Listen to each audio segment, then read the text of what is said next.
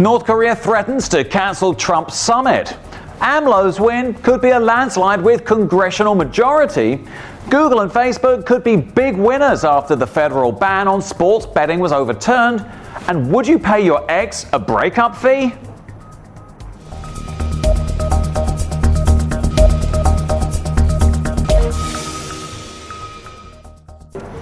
Hello and welcome to today's edition of Mexico News Network's Breaking News Business. I'm Elliot Bullman. Let's go to the information. North Korea has said it may reconsider attending a summit with US President Donald Trump if the US insists it gives up its nuclear weapons. It came about because North Korea said it would be prepared to give up its nuclear weapons program. But on Wednesday, it withdrew from talks with South Korea, angered by its joint military drills with the United States.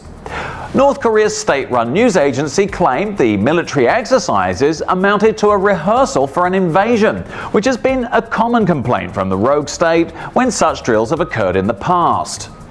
Kim's government warned the US will have to undertake careful deliberations about the fate of the planned North Korea-US summit in light of this provocative military ruckus. North Korea also on Wednesday reportedly cancelled a planned summit with South Korea because of the drills known as Max Thunder. Max Thunder began on May the 11th and was set to last for 2 weeks. The military exercise occurs every year and involves US and South Korean aircraft and roughly 1,500 Air Force personnel. Kim and South Korean President Moon held a historic summit in late April, in which they pledged to work toward ridding the Korean Peninsula of nukes and the formal cessation of the Korean War. The conflict has technically been ongoing since the fighting stopped via an armistice in 1953. In other news, presidential candidate Andrés Manuel López Obrador is not only on track to become Mexico's next president, but the coalition he leads could also win a majority in Congress, according to global financial company UBS. If the latter scenario unfolds, as polls suggest is within reach, it will make it easier for the Morena party leader's president to follow through with economic policy initiatives to which he is committed, such as reviewing contracts awarded to private and foreign companies in the energy sector. For several months, López Obrador has enjoyed a consistent and commanding lead over his rivals in most opinion polls, although 4 surveys published this month showed that second-place candidate Ricardo Anaya has started to close the gap that separates him from the front-runner. Still, news agency Bloomberg's latest poll tracker, a collation of poll results, shows that AMLO has 46% support and is 18 points ahead of Anaya and 26 points clear of ruling Institutional Revolutionary Party candidate Jose Antonio Meade. In a report published on Tuesday, Bloomberg attributed the lead in part to López Obrador's pledges to boost social spending and review oil auctions to private and foreign companies. But it also pointed to the leftist third-time presidential contender as the likely culprit if Mexico turns out to be an emergent market laggard this year. The peso, which at one point earlier this year was the best performing currency in the world, has lost almost 9% of its value against the US dollar since its 2018 high recorded last month. In addition, stocks on Mexico's main index have dropped by almost 6% this year. The survey also showed that the leftist Morena party that AMLO leads had 41% support in the 500-seat lower house congressional contest.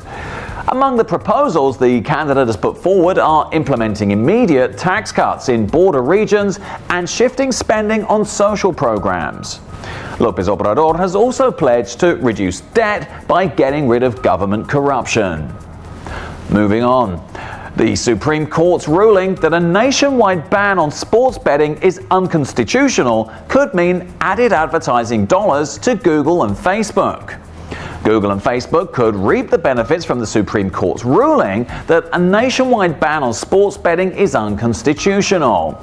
The Supreme Court's ruling on Monday gives states the authority to decide whether to allow sports betting. The total market for sports betting in the United States was reported earlier in 2018 to be $150 billion, according to the American Gaming Association. This could add materially more revenue for Facebook and Google. Online sports betting could be a nice digital advertising tailwind, according to Barclays analyst Ross Sandler. That's because with more potential sports betting users on platforms like DraftKings and FanDuel, those companies will spend more on marketing and advertising. We wouldn't be surprised if the online and offline casino and betting brands scorch the earth with marketing spend right out of the gate, Sandler said.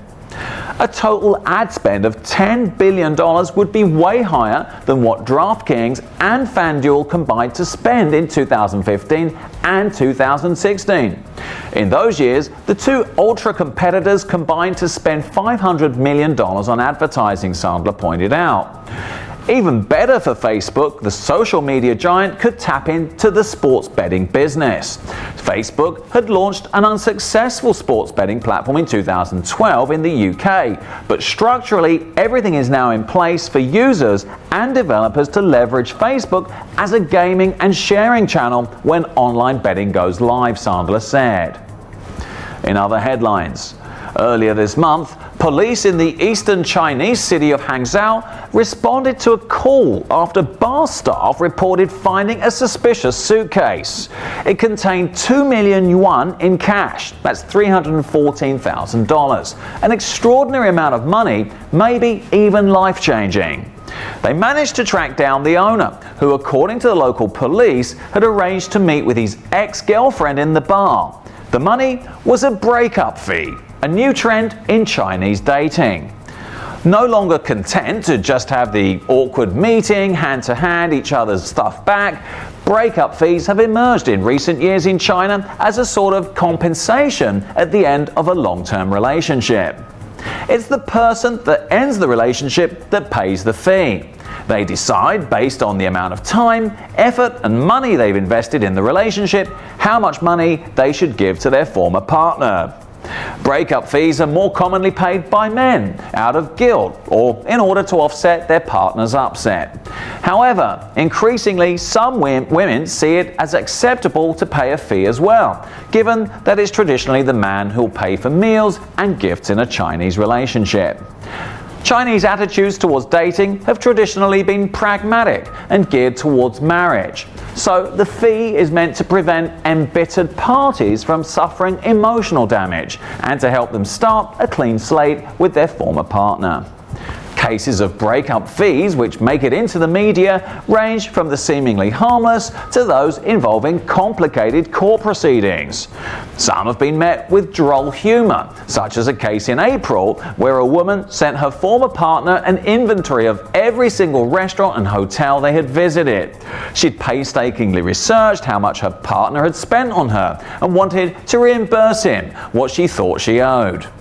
But other cases have been more serious. In November of 2014, a man threw acid at her former girlfriend's family after the woman refused multiple times to pay the man a breakup tax.